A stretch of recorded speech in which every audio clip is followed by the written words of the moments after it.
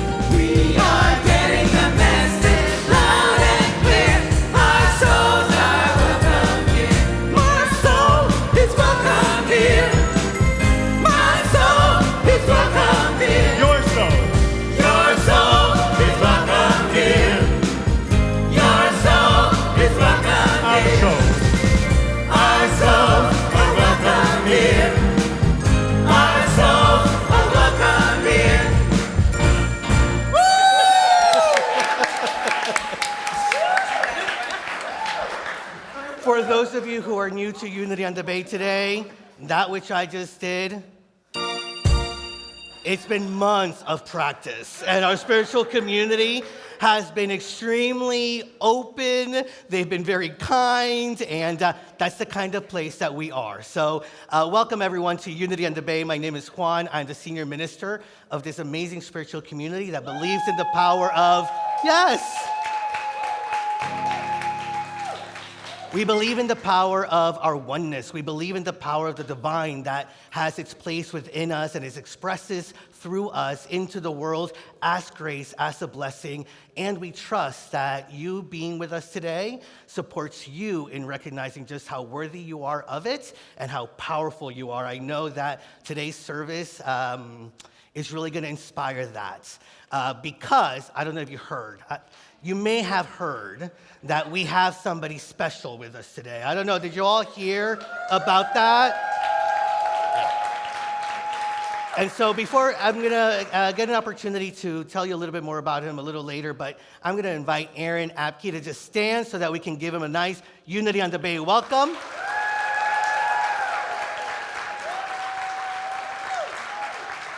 It truly is a blessing that we've all found ourselves here at Unity on Debate today for a really auspicious invitation to recognize the power of us moving from leaning on the ego to leaning on that which is true and powerful and beautiful about us, our own divine nature. So I can't wait to experience that with you today.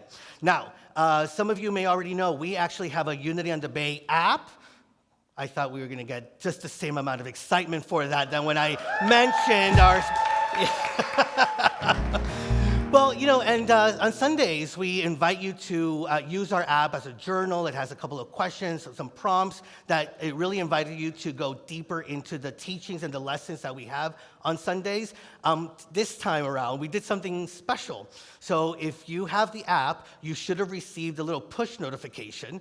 We want to hear from you out of the 3 beliefs of the ego that we're going to be talking about today, which is the one that you're struggling with the most, or which is the one that you want to just go deeper into how you can move through it, manage through it, and get to the place of knowing truth instead. So you have about 20 minutes if you did not answer that push notification to let us know. So because right before Aaron speaks, we're going to let him know which one of those 3 is the one that the most of us are really connecting with in this moment. So with that, I'm going to invite you to just be in gratitude for who we are as a spiritual community and coming together by saying hello to each other. So please stand and just welcome each other. Maybe give yourselves a namaste. The divine in me, welcome, salutes the divine in you.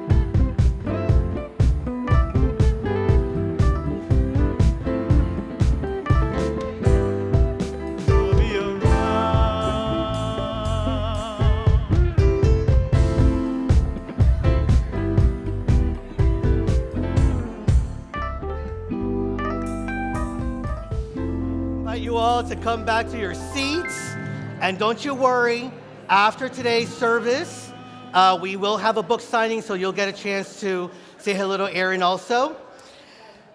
And so today's service, I also just want to mention, is going to be a little different for those of you who are part of Unity on the Bay and have been part of our services before. It is going to be a tad bit different, just so that we can make sure that we have as much time and connection with the teachings that we're going to be listening about and just connecting with today. So with that, I want to invite you to also do one quick thing.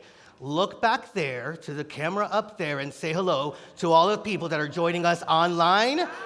Grateful that you're also a part of Unity on the Bay and our Sunday service today. With that, I'm just going to invite us to take a few moments to go within. So I invite you to join me in taking a couple of deep breaths.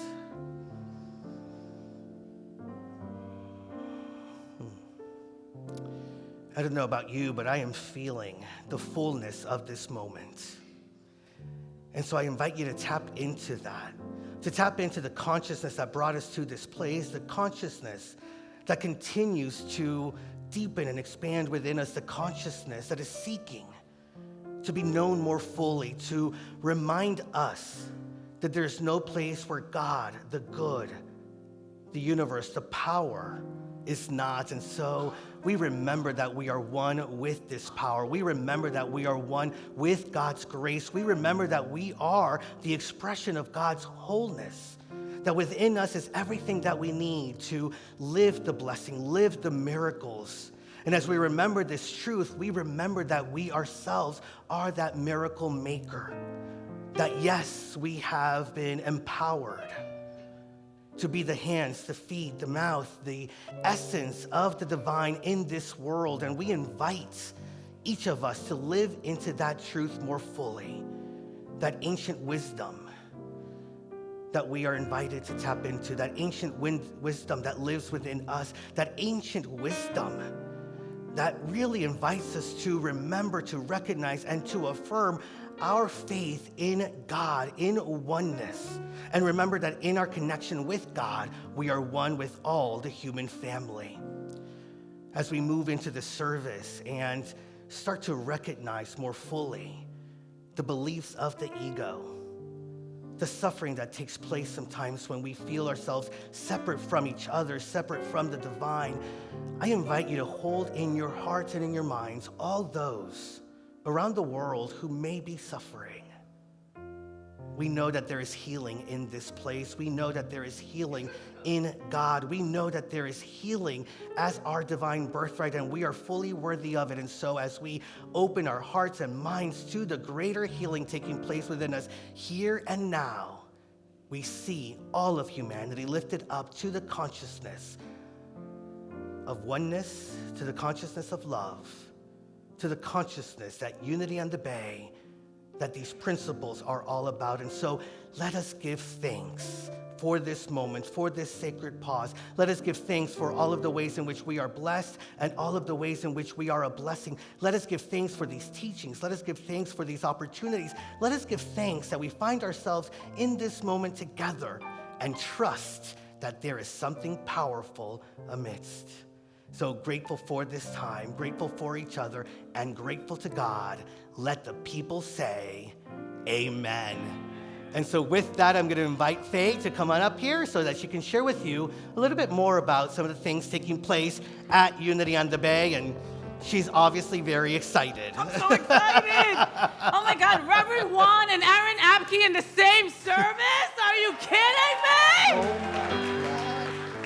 Are you kidding me? Oh my goodness. Hello everyone and welcome to Unity on the Bay. Yes, I need a little bit more love. I feel like a yellow highlighter. Don't I look like a yellow highlighter? Blame Dale. He picks the colors on Sunday. Yes, I'm looking at you. I'm looking at you. Hello, everyone. My name is Faye. It's truly an honor and a privilege to be assisting Aaron and Reverend Juan this morning. You have no idea. I think you do. I think you do. All right. Is there anyone here for their very first time? Please raise your hand.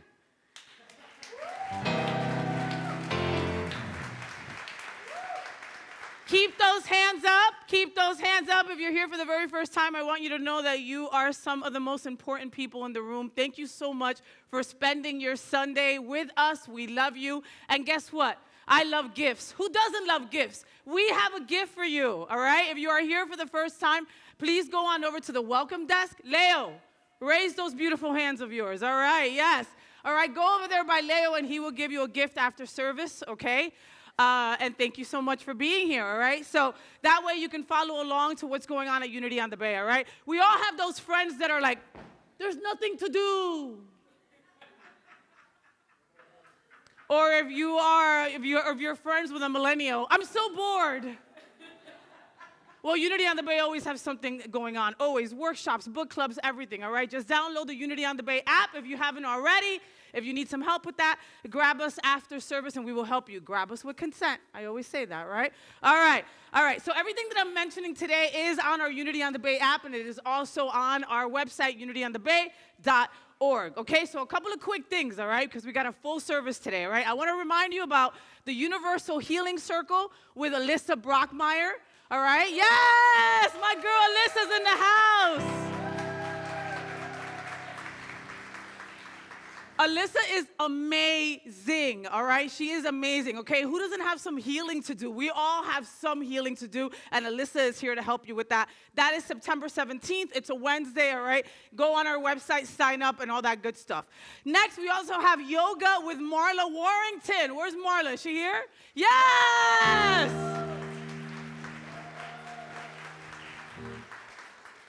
Namaste. Namaste, right? So you got this. It's going to be fantastic. Marla, thank you so much for bringing your talent and your wisdom. We're going to have an incredible time at Yoga with Marla.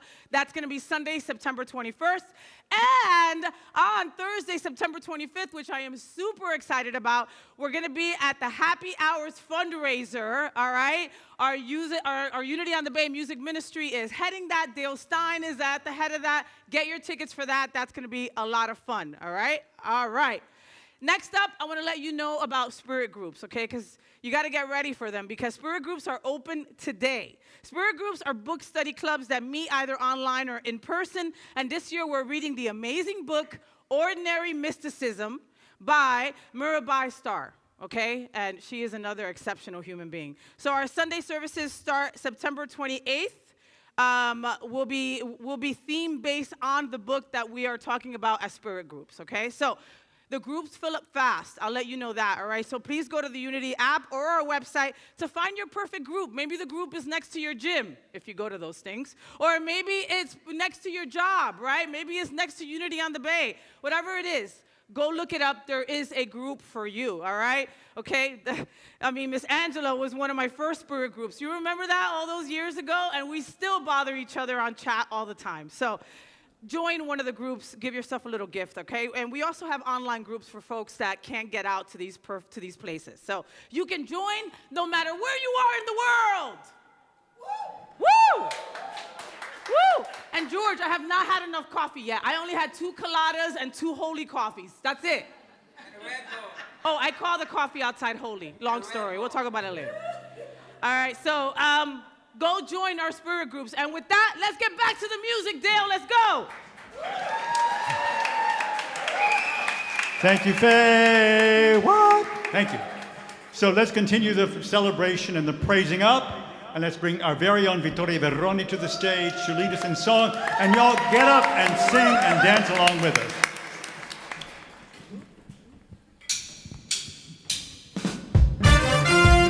How you doing today?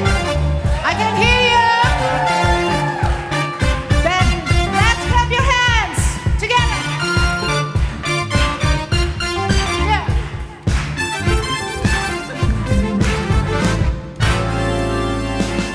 I have the favor of God. I have the favor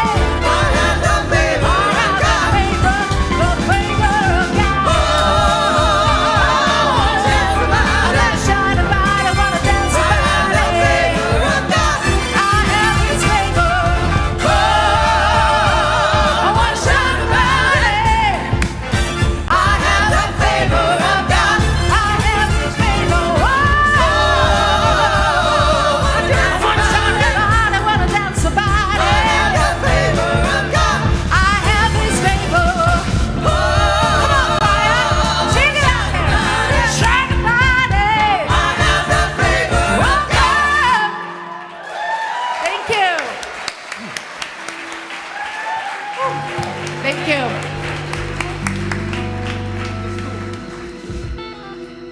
Do a little reading to the meditation. Whew. That got me a little worked up. Got me get my breath here. So, because we're changing the things around a little bit, we're going directly into a moment of meditation. But before that, please check your phones and make sure that they are silenced. Please. And then join us in this very brief little meditation song before Aaron leads us in a guided meditation.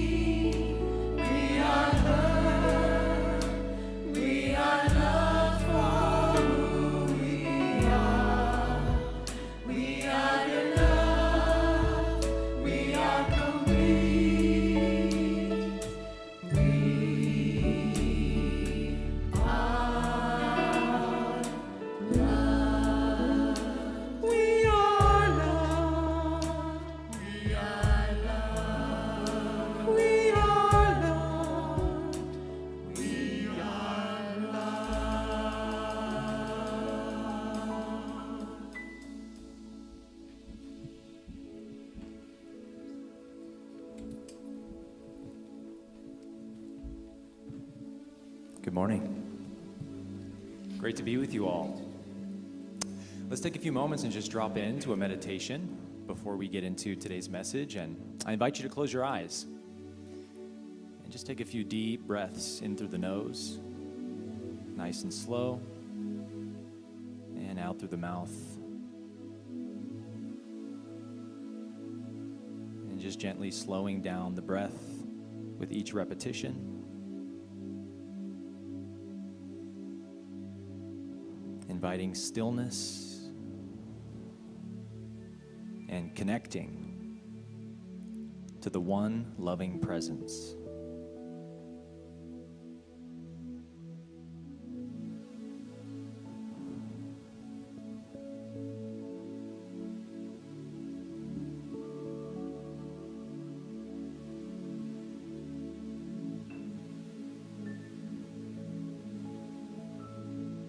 Welcome the Holy Spirit this morning to speak to us, through us. Open our hearts, soften our minds, and lead us into a greater revelation today of who we really are.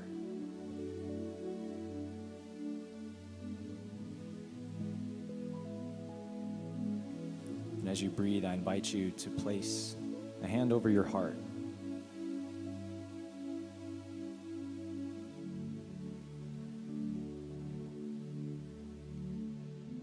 And as you breathe, with each breath, I invite you to repeat the affirmation. One loving presence is here.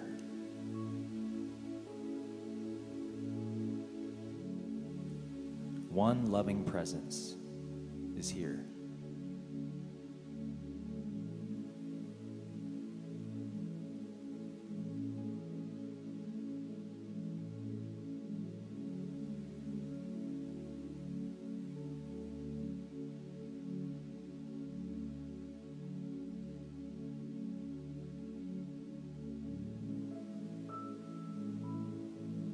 And as you connect to this truth,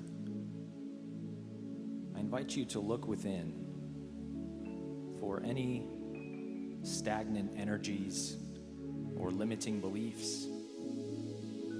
that this one loving presence wants to bring up in you today. To be forgiven, to be released.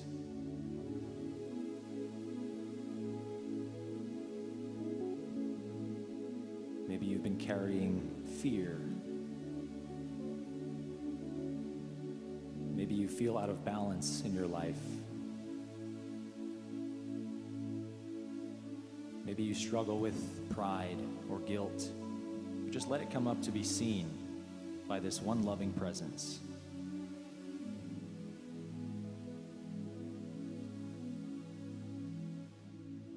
And as you see it, just acknowledge it as an old part of yourself,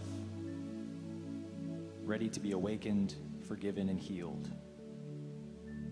And just surrender that in forgiveness to the one loving presence that is here.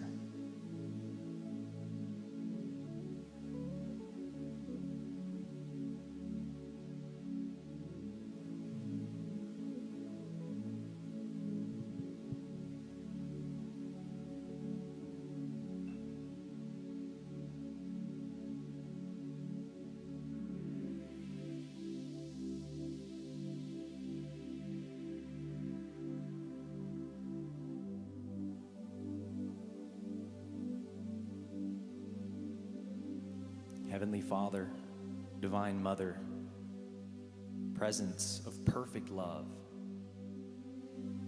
we forgive what no longer serves us today.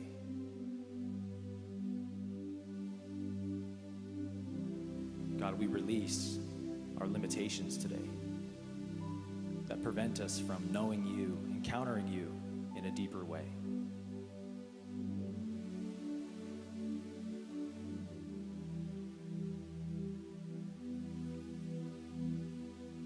And in this awareness of our oneness, in this surrender to love, let's just go into the silence for a few moments to seal this forgiveness, this healing together. Just be still.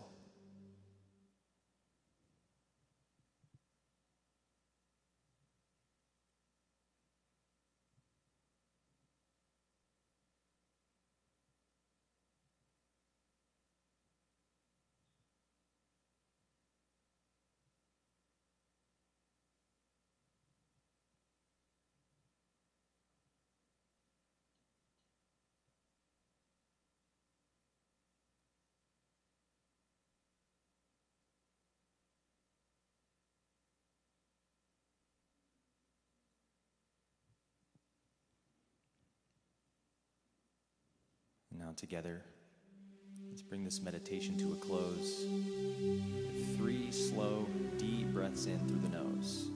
Breathing in, all the way up, breathing out, saying thank you, thank you. Breathing in,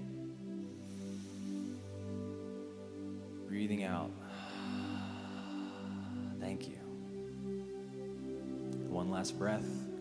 Breathing in, with a smile on your face, breathing out, welcoming what is here for you today, ready to receive, and so it is.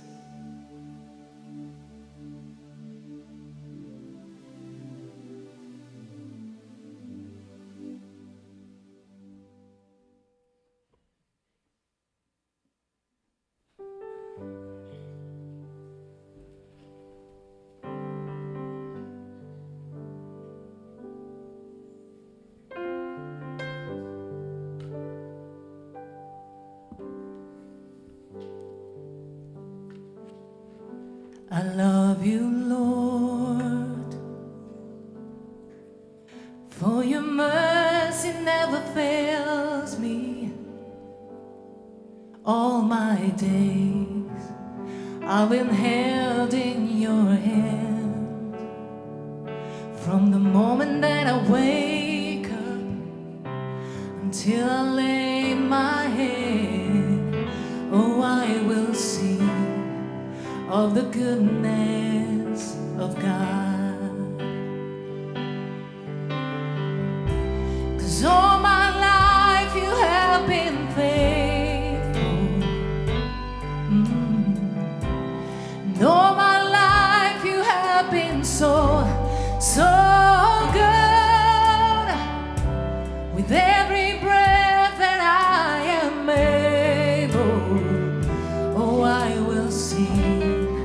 of the goodness of God.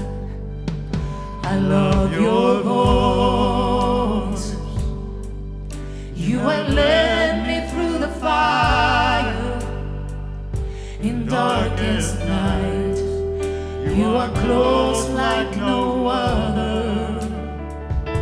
I've known you as a father. I've known you as a friend. And I have lived in the goodness of God. Yeah, 'cause all my life you have been faithful. Oh yes you have. And all my life you have been so good. With every breath that I am able, oh I will sing of the goodness of God. Your goodness is running after me. Your goodness is running after me. With my life laid down, I surrender now. I give you everything. Oh Lord, your goodness is running after me. Yeah. Your goodness is running after me. Oh yeah. Your goodness is running after me. With my life laid down, I give you everything. Your goodness is running after me.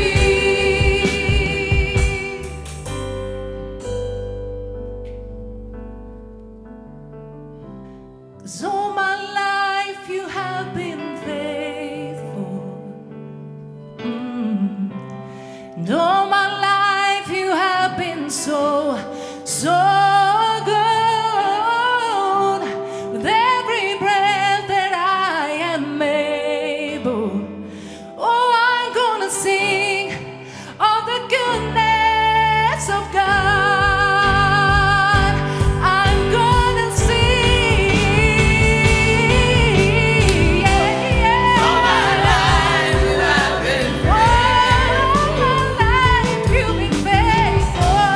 All my life you have been faithful. So good with every breath that I am able. Every breath that I'm able, I'm gonna sing of the goodness of God. Yes, I am. I'm gonna sing of the goodness of God.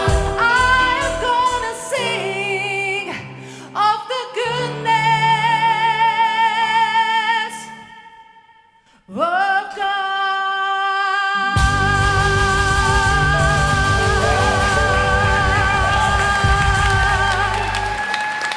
Thank you.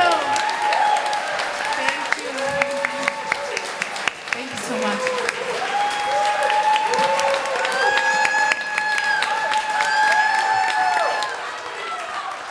The amazing Victoria and our music ministry, thank you for that, Victoria.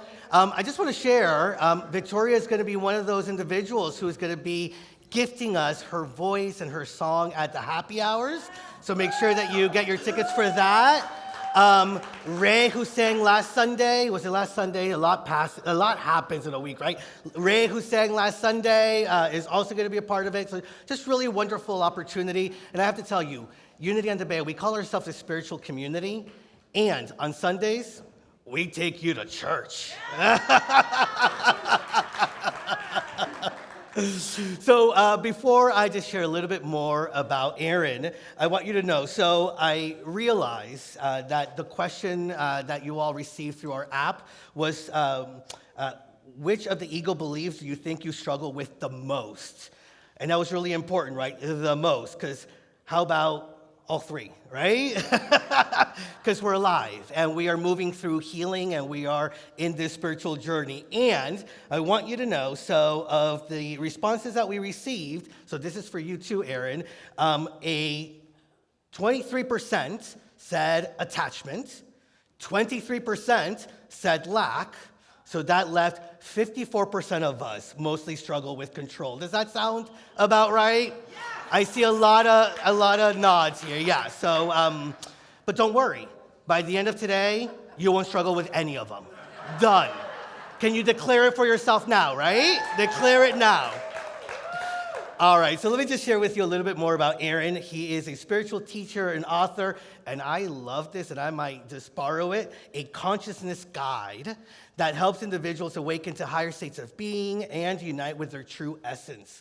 He was born and is the son of an evangelical pastor, and so he initially pursued a path in Christian ministry, earning a bachelor's degree in music and theology from Oral Roberts University, and serving as a worship pastor. He shared with me a little earlier, it's been a while since he has been in this kind of setting, so it's really wonderful to have Unity on the Bay be that which welcomes you back into it, Aaron. In his early 20s, Aaron began questioning the belief system that he had been raised in and ultimately left to explore deeper truths, authentic spiritual truths. Does that sound familiar to anybody in this room? I know that's what Unity on the Bay is all about, right? We question and we recognize the deeper truths that are within us and we create our own spiritual path. At the age of 27, he underwent a powerful spiritual awakening which transformed his trajectory. And since then, he has devoted his life to guiding others on the path of spiritual awakening. He teaches through multiple platforms, YouTube, social media, master classes, workshops, and his online academy, the 4D University. He draws from traditions and texts such as Course in Miracles, the Law of One, and teachings on the Kundalini Awakening, all oriented towards realizing unity consciousness and transcending ego-based living. Unity on the Bay, let's once again give a warm welcome to Aaron Abke.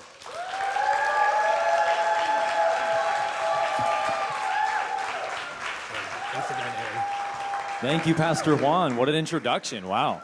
No idea who wrote that bio, by the way, but I love it, and I might just use it for my website.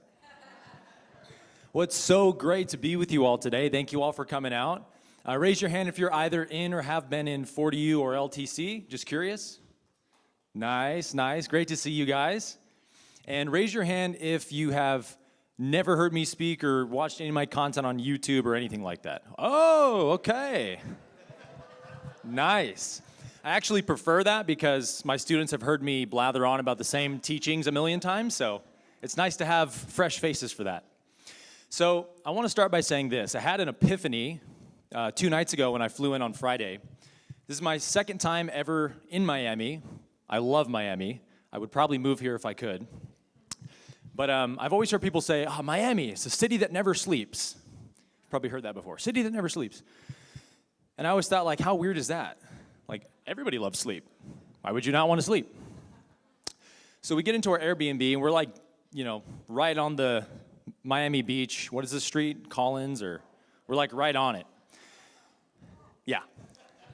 So I get there Friday night, and I'm thinking, all right, I'm going to get some good sleep tonight, rest and recharge, long day of travel.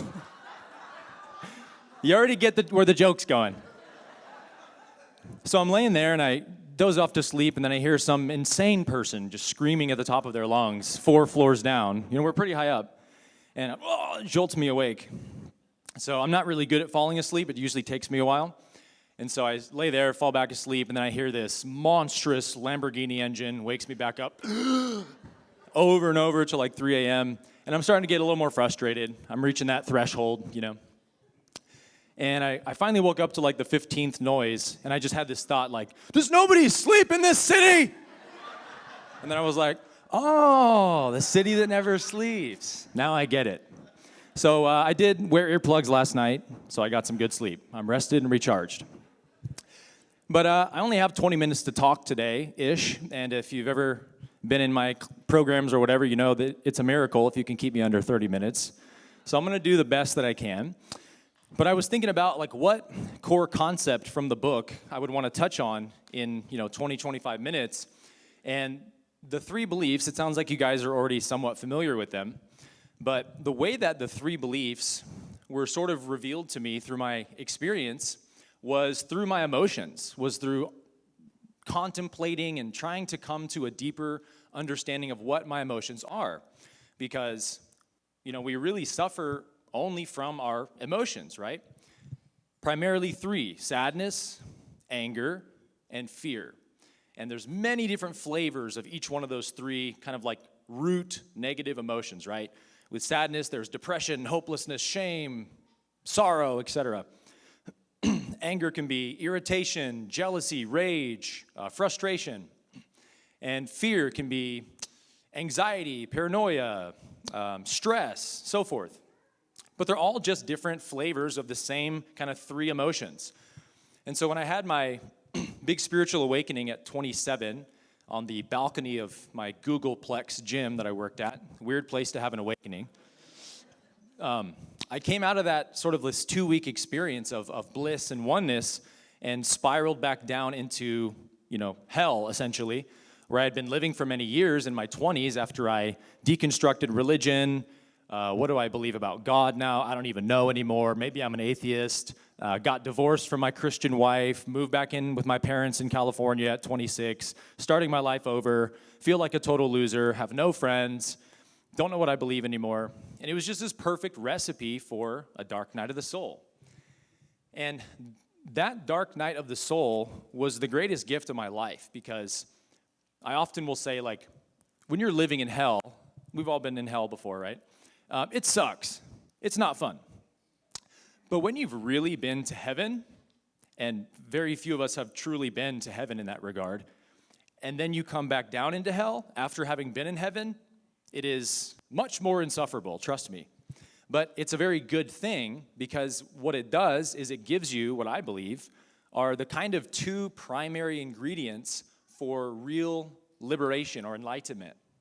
The first ingredient is you've got to actually believe it's possible.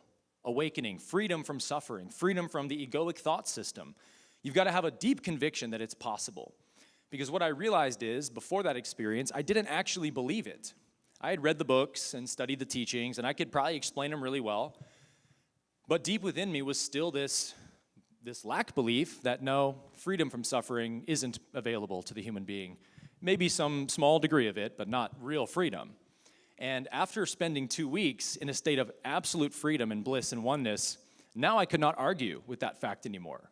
Freedom from suffering is absolutely available to the human being if you're willing to do what it takes. And that's why the subtitle of the book is called A Sufferer's Guide to Freedom. That's the first ingredient.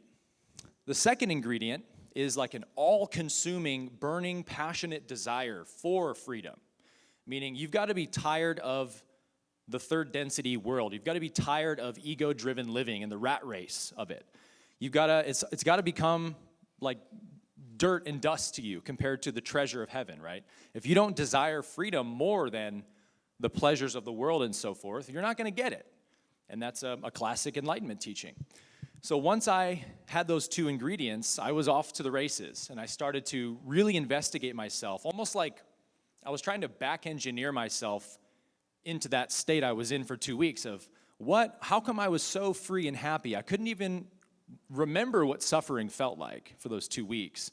And we've probably all had glimpses of a state like that, right? Maybe for a few hours or even a few days. I had it for 2 full weeks. And so I said to myself, what was not there that's here now? Why am I suffering now and I wasn't suffering for those 2 weeks? And quickly it was, these three emotions. I suffer from feelings of sadness, all sorts of sadness. I get angry, I get frustrated, and I get afraid and fearful and stressed out. So once I knew, hey, it's really just these three emotions that I suffer from, then the next question kind of birthed itself, which was, why do I feel sad when certain things happen instead of angry, right? Like when a loved one dies, why don't I get afraid when a loved one dies? I don't, right? We get sad when a loved one dies. I could give you more examples, but you get the point. And the answer to that question became obvious. There has to be some kind of deep subconscious belief that is driving that emotion.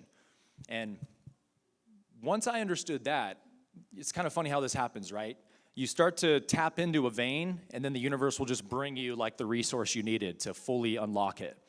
And it was, I want to say it was either Esther Hicks or Bashar or somebody, I heard teaching this phrase, the emotional guidance system. And it just like clicked for me. Oh, it's a guidance system. And I began studying it more and utilizing it more. And I realized that, wow, we've been completely, propagandized almost to think about our emotions as like some kind of indictment on who we are. Like, if you're depressed, something's wrong with you. If you're angry, you shouldn't be angry. That's bad. You can't trust your emotions, right? They'll lead you astray. We've all heard that. And what's funny is it couldn't be more opposite of the truth, right? Our emotions are reflections. They're not directions. They're not telling us what to do.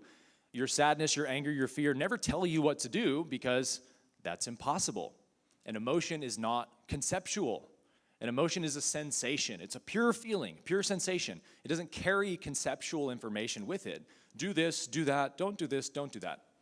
It's the ego that adds the narrative onto the emotion and kind of weaponizes the emotion to convince you to do the thing it wants. But the feeling is not to be blamed, right?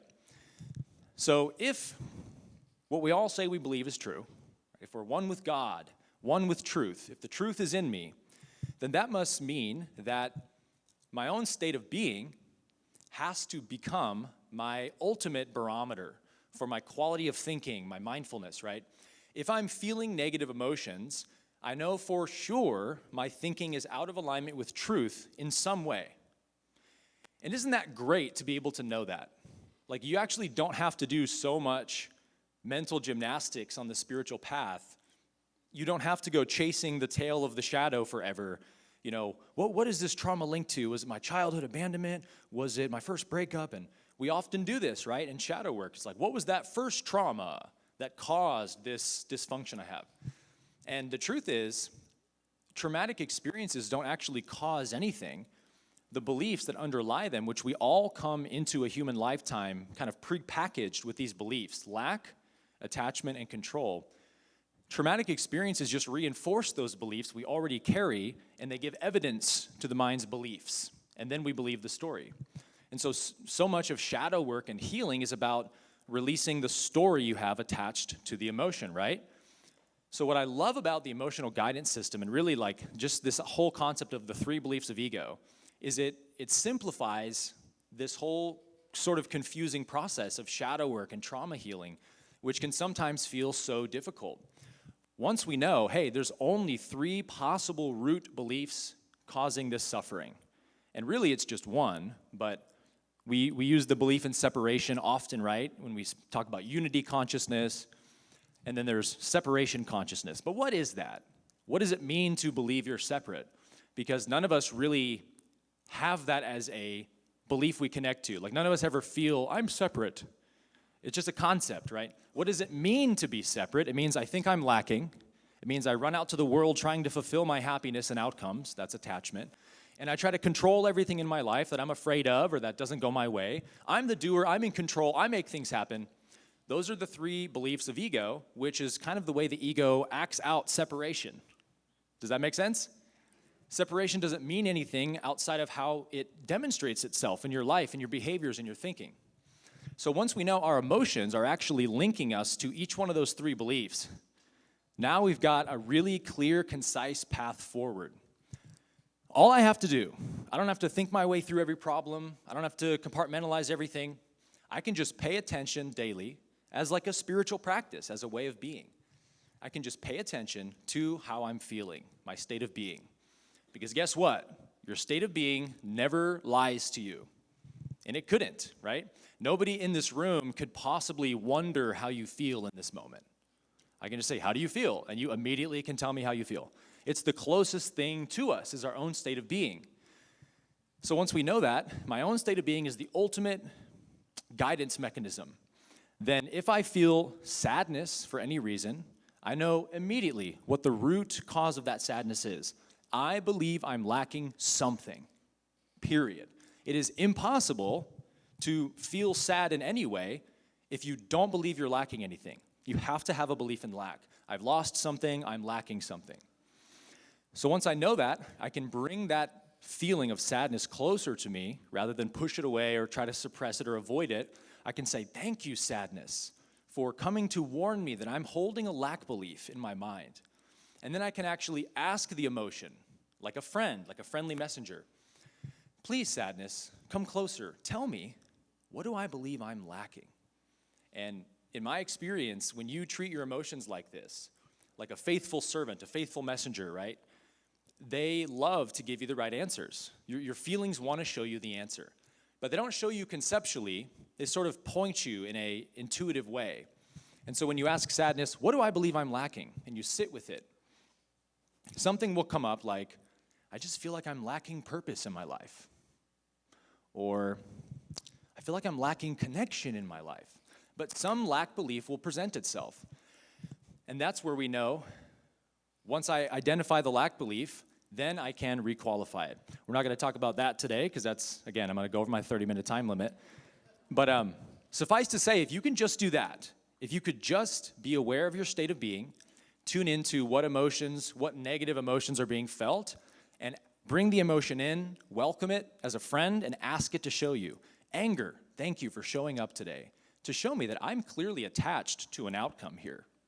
Anger, please show me, what am I attached to? And then your anger comes up and it says, no one should ever talk to me that way. Ah, there's my attachment. No one should ever talk to me that way. Isn't that amazing how your inner being will give you all the answers? When you feel fear, thank you, fear, come closer. Please show me, what am I trying to control in my life? Or sometimes I like to say, fear, where am I not trusting God? Because that's what control is. Whatever you're trying to control in your life is just somewhere you don't trust God. That's it. So these are the ways that I teach my students, I've written in the book, like this is the simple form of shadow work now, where we know it's always one of three beliefs. It can't be anything else. The ego has no function at all outside of lack, attachment, and control. So for those of you who may have somewhat different, like the Jungian or the Steiner perspective on the ego, there's many great models of ego, and I like them all. The model that I work with that I find to be the most applicable is this model, lack, attachment, control. The ego is not your personality.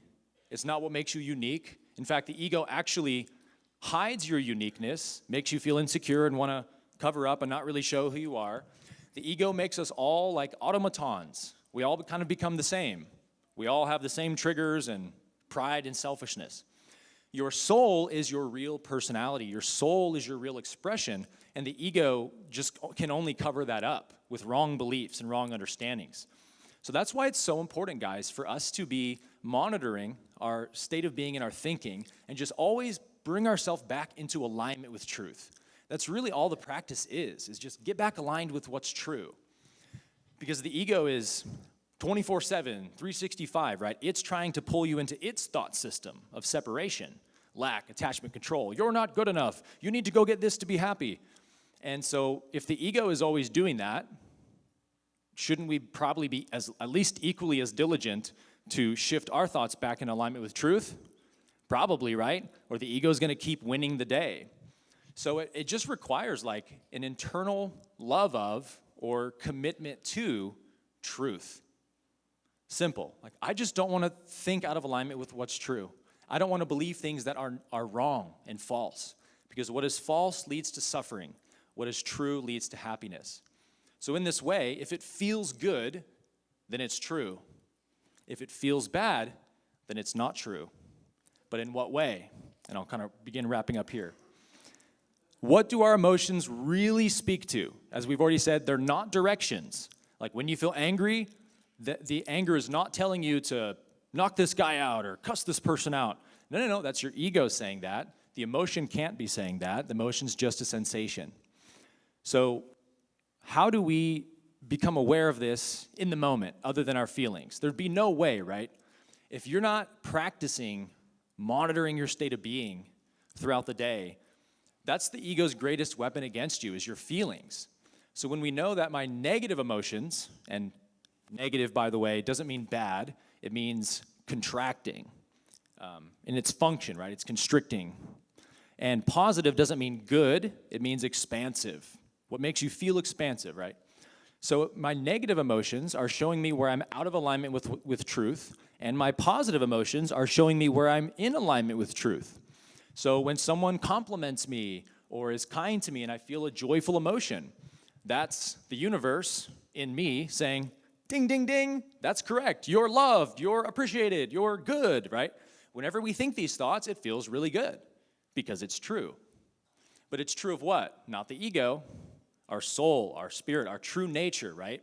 So we've got to look past the surface layer a little bit, because the chief mistake we've always made with our emotions is to believe that they're speaking to our circumstances. Again, telling us what to do. And so one of the concepts I really tried to lay out in this book is that your emotions are never speaking to your circumstances. Your emotions are reflecting your self-perception. And this is such a huge point to get. It's easy to get this as a concept, I think, but it's harder to get it as a living understanding.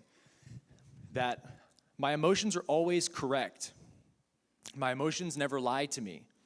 So whenever I need to connect with what's coming up, the emotion is the closest place I can go to get the information.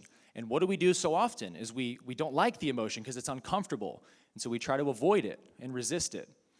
But this is the reframe that helps. My emotions only speak to my self-perception. They only reflect how I'm seeing myself. So if I think about myself in a way that is out of alignment with how the Creator sees me, I will always feel a negative emotion. And thank God, right? How awful would it be if it felt good to think wrong things? You would have to incarnate 1 billion times in a human lifetime over and over again, because you would always end up with the wrong beliefs at the end of the incarnation. Thank goodness God made wrong thoughts feel bad.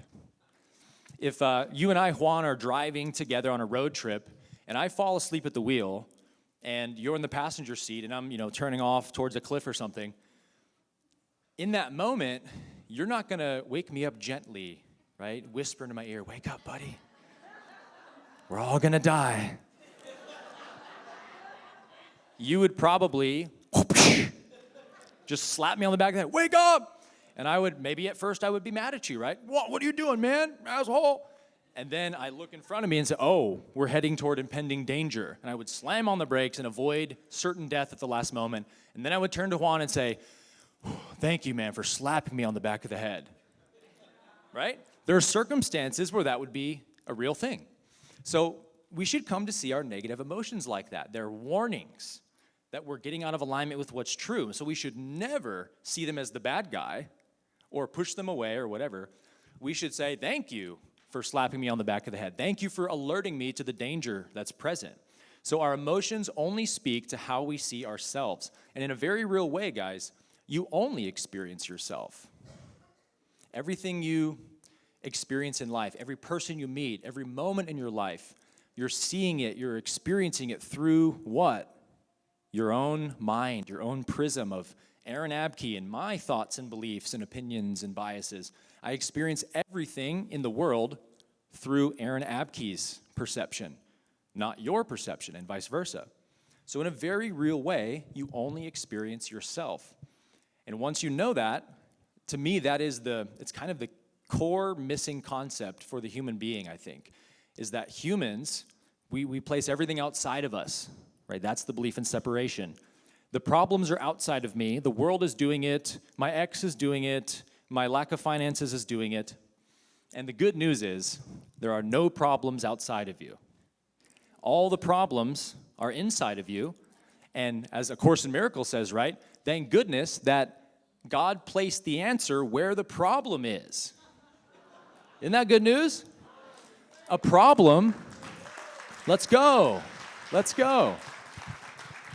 A problem implies an answer, doesn't it? Even in mathematics, if there's an equation, a problem, then there's an answer to the problem. That's the way our universe works. So that's a demonstration of, it's a fractal, right? Everything is like that. If there's a problem, the solution is where the problem is. Or as A Course in Miracles says, salvation must be where sin is. Because what is salvation but the undoing of sin? What is truth but the undoing of falsity? So we have this ability immediately in our own state of being to undo what is false and untrue within ourselves. by tuning into the feelings and knowing that they are our direct communication line with source within. My feelings are always infallibly true. They could never, ever be wrong or lead me astray. But I have to understand what they are. And we humans have not done a good job of that, right, on our planet. But once I understand, they are reflections and barometers to my thinking, the quality of my consciousness. Then all feelings, negative and positive alike, become equally friendly messengers to me. They all become my allies on my path of spiritual growth. If a king, right, from ancient times is in the middle of a war or something, and he has a messenger ride in on a stallion from 50 miles away, and he runs into the castle and falls before the king and says, "Lord, the armies are approaching. Prepare the troops." The king is probably not stoked to hear that news. It's probably not like good news, right? Oh, the armies of the enemy are approaching. But would the king kill the messenger for that? No, right? That's where we get the phrase from. Don't shoot the messenger. And that is what we have done to our feelings for most of our lives, right? We shoot the messenger when actually they're just here to help. And so all they can do is be recycled and come back up again with the same message over and over.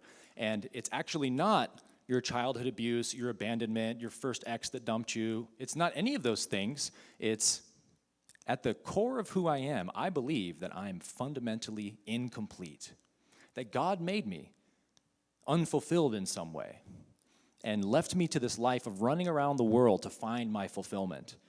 And would a loving creator ever do that? I certainly don't think so. So we've got to become convicted of that. My creator made me perfect, whole, and complete.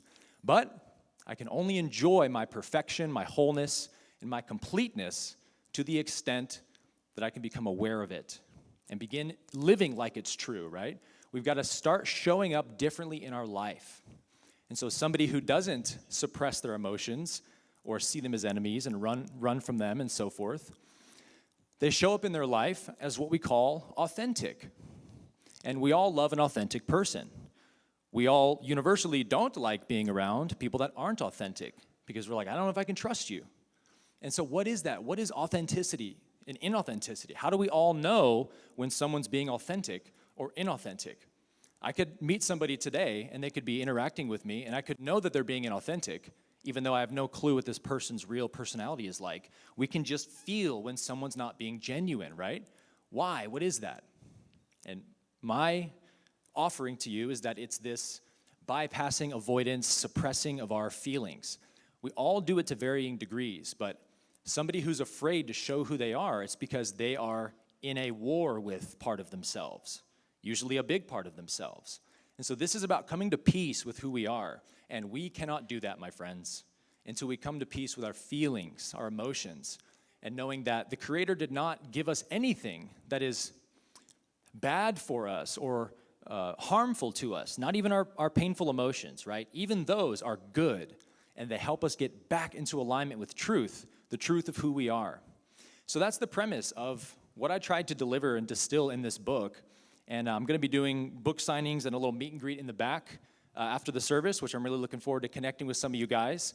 But that's just a little taste test. If that message is calling to you or resonating with you today, then I think you're going to really be blessed by the teachings in this book because it's a little more than 20 minutes to read. So thank you all so much for having me today. Truly such an honor and a pleasure. I think I told you this is my first time even being in a church service for almost 13 years. So it's truly a treat. Thank you all so much. Thank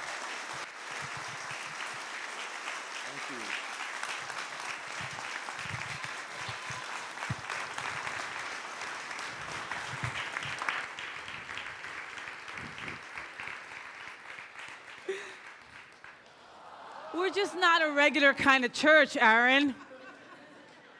We're just not. Unity, make some noise if you heard what you needed to hear. Give it up for Aaron Abke.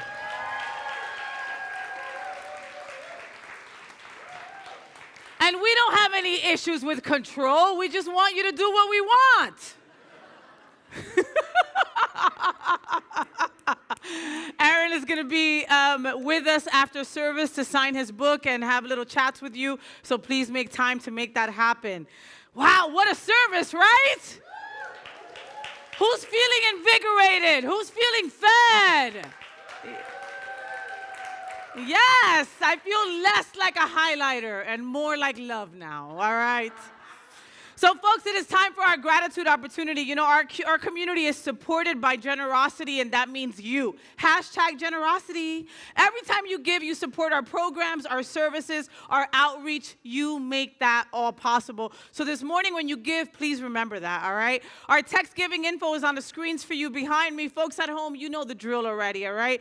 You can give via text or via our Unity on the Bay app. If you need any help with that, let us know. But if you want an envelope, please raise your hand, and our incredible ushers will walk around and give you an envelope. It's okay. It's all right. You don't have to use your phone like that. It's okay. We're good. We're good with cash. Right?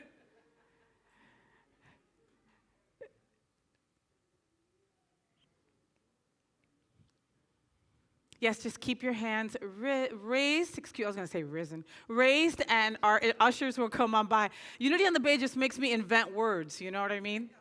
Como café y sandwich, en español.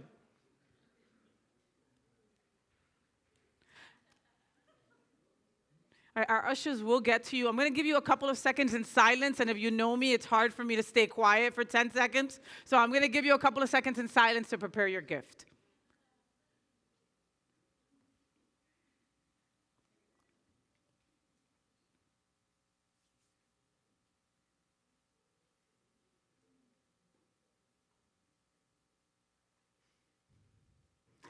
All right, folks, I will ask you to hold your gift to your heart or your hand to your heart or whatever makes you feel comfortable, and let's bless these gifts together, all right? Divine love that I am blesses all that I give and all that I receive. After we conclude today, our prayer chaplains will be up front, up here to pray with you, all right? They are that light and that center that you might need after an incredible message like that, okay? I will call the prayer chaplains up whenever you guys are ready. Head on up. They're usually wearing a purple name tag to say who they are and their availability with you after service. Please take that time. With that, I'm going to invite Reverend Juan back up. Reverend Juan, Aaron said so many things. So many things. What is our work for this week? Well, I just really invite you to know that this is the place where transformation happens. This Unity on the Bay is a community that not only believes that heaven on earth is possible, we support each other in truly living it. Do we not? Yes! So if this is your first time here at Unity on the Bay, just know that you have found a spiritual community that is so grateful for you, and we know that we can do amazing things when we all come together in support of each other and in remembrance of our truth. So I want to invite you to join us next Sunday. Next Sunday, I'm going to be speaking on, one of my spiritual gurus is Ram Dass. And I really want to share with you how service really invites us to remember what the soul is all about. So join us, be a part of that, and let's be in service to heaven on earth. Amen? Amen. Amen. All right. And with that, I'm just going to invite all of you to stand. We are going to speak our prayer for protection. We're going to affirm these truths, followed by our peace song, and then we're all going to very slowly walk towards the back to go get our books and get our books signed by Aaron, right? Slowly. Nah, you're good. All right, so with that, let us just affirm together. The light of God surrounds us. We are light. The love of God enfolds us. We are love. The power of God protects us. We are power. The presence of God watches over us. We are presence. Wherever we are, God is, and all is well. We are divine.